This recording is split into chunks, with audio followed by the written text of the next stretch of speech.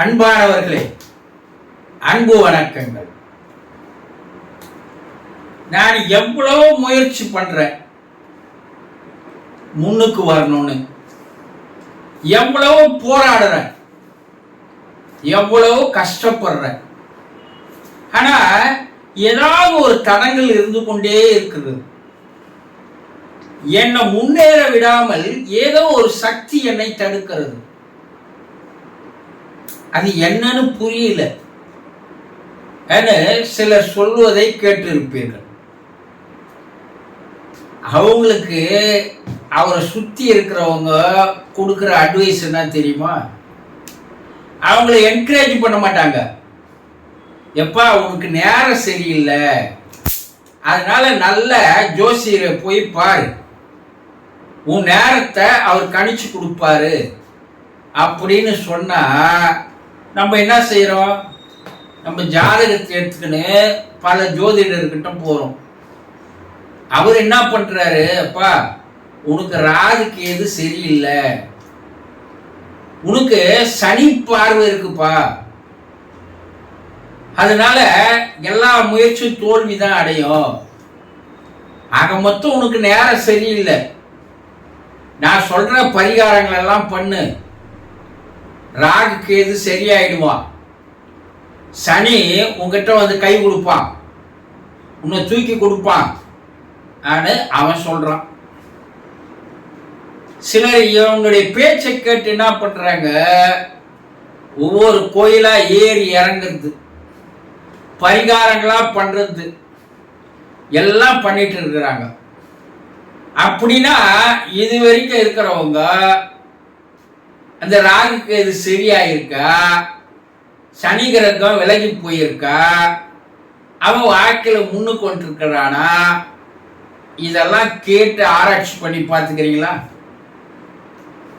உன்னுடைய எதிர்காலம் உன் கையில தான் இருக்கு, வேற யார் கையிலையும் கிடையாது. ஆனா உன்னை சுத்தி இருப்பவர்கள் உன்னை முன்னேற விடாமல் தடுக்கிறார்கள். ஒண்ணு, முதல்ல உன்னுடைய மனசிலேயே ஒரு சந்தேகம், நம்ம முன்னுக்கு வருவோமா, நம்ம மேல போவோமா, உனக்குள்ளே ஒரு சந்தேகம். அது உன்னை என்ன பண்ணுகிறது? வளர விடாமல் உன்னுடைய எண்ணமே உன்னை தடுக்கிறது.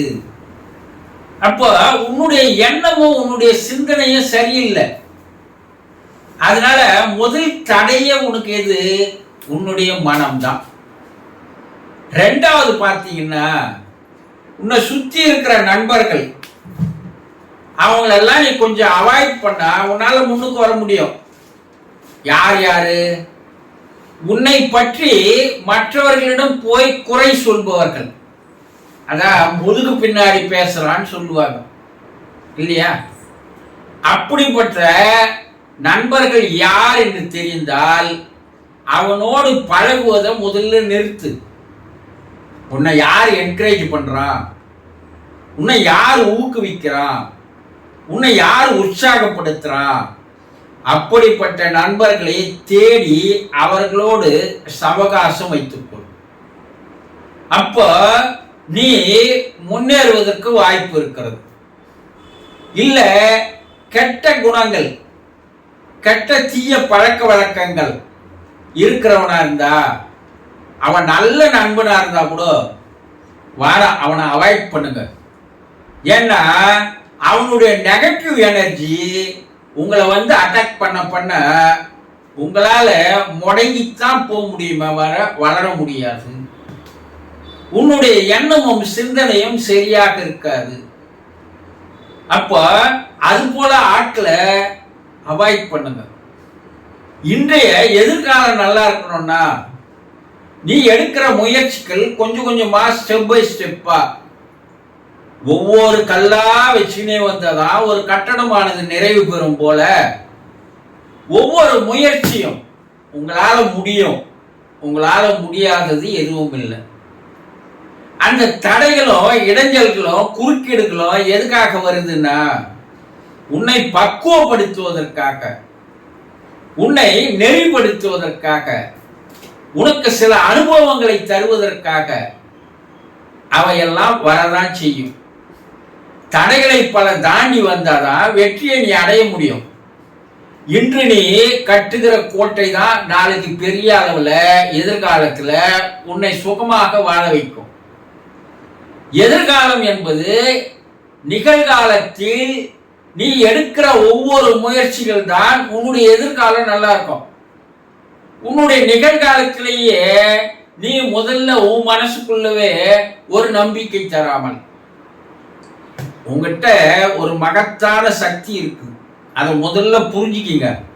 பல பேர் அது புரிந்து கொள்வதே இல்லை. அங்க இறை சக்தி, இறை ஆற்றல், எல்லாம் தெய்வீக பேரும் ஆற்றல் என்று சொல்லக்கூடிய அந்த ஆற்றல் தான் உனக்குள்ள இருக்கு. இந்த ஆற்றலை நீ நம்பினா, இந்த ஆற்றல் தான் கிரகங்களை தோற்றுவிக்குது, விண்மீன்களை தோற்றுவிக்குது, உலகத்தை தோற்றுவிக்குது. அந்த மாபெரும் சக்தியே உன்னிடம் இருக்கும் போது அதனால் தோற்றுவிக்கப்பட்ட இந்த கிரகங்களும் ராசிகளும் உன்னை என்ன பண்ணும்? அது தெரியாத உனக்குள்ள இருக்கிற மகத்துவத்தை நீ புரிந்து கொள்ளாமல் எவனையும் நம்பி அவன் சொல்றதெல்லாம் செய்திருந்தன்னா இப்ப நிகழ்காலமே இருண்டு போயிருக்கு, வரக்கூடிய எதிர்காலமும் உனக்கு இருண்டு போயிடும். வாழ்க்கையே இருண்டு போனதாக ஆகிவிடும், பயன் இல்லாத போயிடும். இந்த சோம்பலா இருக்கிறவன், சுறுசுறுப்பு இல்லாத இருக்கிறவன், எதையும் நல்லபடியா திங்க் பண்ணாதவன், எந்த நேரம் உட்கார்ந்துனே இருக்கிறவன், வீண் கதைகளை உன்னிடம் பேசி உன்னுடைய நேரத்தை வீணடிக்கிறவன், அவனை எல்லாம் நீ அவாய்ட் பண்ண.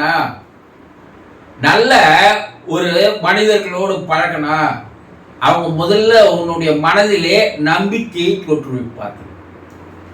நல்ல கருத்துக்களை சொல்லுகின்ற புத்தகங்களை படிங்க, நல்ல பெரிய மனிதர்களோடு பழக்கத்தை ஏற்படுத்திங்க. அப்போ உங்களுடைய எதிர்காலம் என்பது பிரகாசமாக மாறும்.